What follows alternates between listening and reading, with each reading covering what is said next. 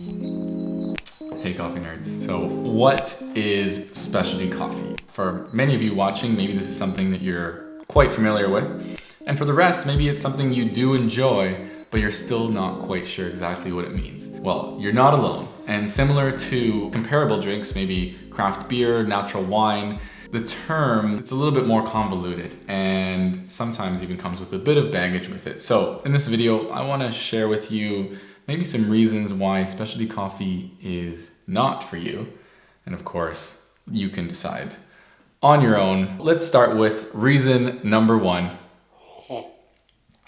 the taste. Because of course, next to caffeine, this is really one of the major things that people are looking for when drinking coffee. Let's start with a little bit of a definition. What does specialty coffee actually mean? Well, according to the Specialty Coffee Association, the SCA, it has to have basically 3 minimum requirements. The first one is that it is hand-picked, only the maturest cherries picked from the tree, and then scored over 80 points on the grading scale. And we'll insert here that it's by a Q grader or a certified coffee taster giving it that scoring. And then that it has a maximum of 5 defects per 350 grams. Maybe better quality, but specialty coffee does have quite the unique flavors, sometimes being a little bit more fruity, potentially even on the acidic side. When it comes down to the origin, the processing, you may find that it's more complex and even has sometimes a little bit more tea-like qualities. So if you're a hardcore tea hater, you might be wading into a bit of hot water here, so to speak.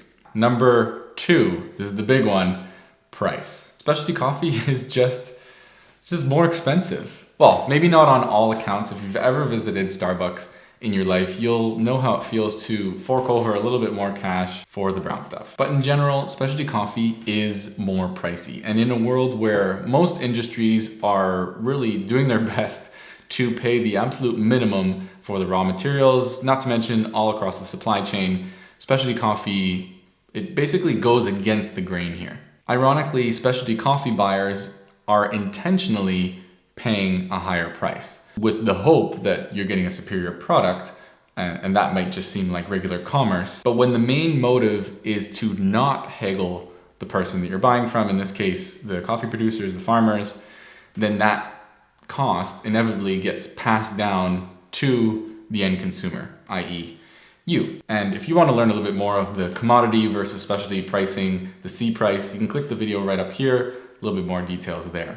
But if this whole concept of paying sometimes even double what you're used to paying for coffee seems a little bit daunting, it can be a bit of a drawback. So take, for example, this coffee right here from the supermarket, maybe around $7, whereas this one can make it all the way up to 15 or higher. So keep that in mind. The third concern here really is time. And I get it. You're a busy, important person. You've got big demands at work, maybe some kids running around. You've got that plane to catch. And in our fast-paced society, simplicity and efficiency is key. Press a button, get a thing. And specialty coffee is just not like that. It is slow. You have to take your time. Weigh out the beans. You have to grind them up. You have to boil the water to a certain temperature. You have to really be mindful in the moment, in what you're doing, to get the best results. And if you think that espresso is faster, I mean, it literally has express in the name, think again. You've got to heat up the machine, you've got to grind all the coffee into your portafilter, use your little distribution tool, whisk it around, tamp it down, make sure it's level, put that in the group head, put your little scale on top, put your little cup on top, hit that button, wait 10 seconds for the pre-infusion, 30-second shot, pull out the coffee, smell, swirl, maybe even stir, and then take a sip, only to realize you forgot to change the grind size. Rinse and repeat. Your dog wants a walk? Forget about it. Clifford will have to wait. Now, the fourth reason why you may want to avoid specialty coffee is a little bit more philosophical, but it has to do with the concept of blissful ignorance. Research shows that the person or consumer, let's say, that is presented with a lot more details about a product. They build up these expectations, and sometimes if the expectations does not meet the outcome, they're a little bit disappointed. Whereas the person who doesn't receive all those details, doesn't really know what they're getting, they're blissfully ignorant and often more content, just enjoying the product in the moment. Of course, this happens with electronics, a fancy meal, maybe a movie, and in specialty coffee with so many more details about the origin, the processing, the flavors involved, and of course even the price that was paid to the farmer, you may find yourself setting a new bar that you just can't drop below. But I'm curious, is there anything in your own life where you wish you could go back and just flip that switch of ignorance on?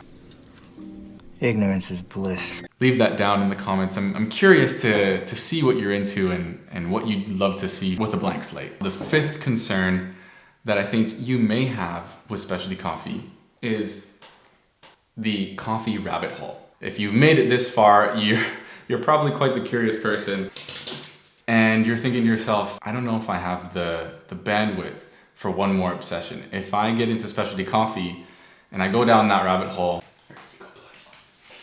I'm not sure that I'll make my way out. And that's a fair point. You'll have to be careful.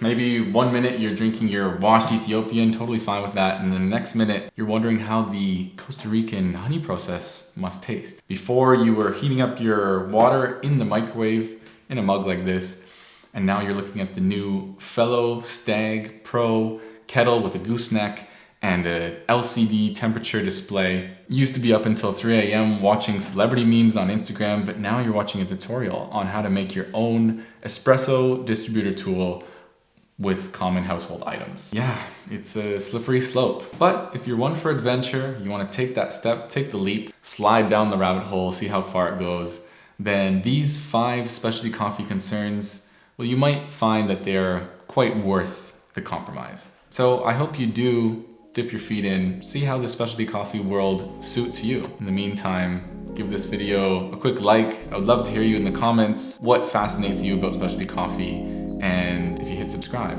I will see you in the next video. It's a new texture for you.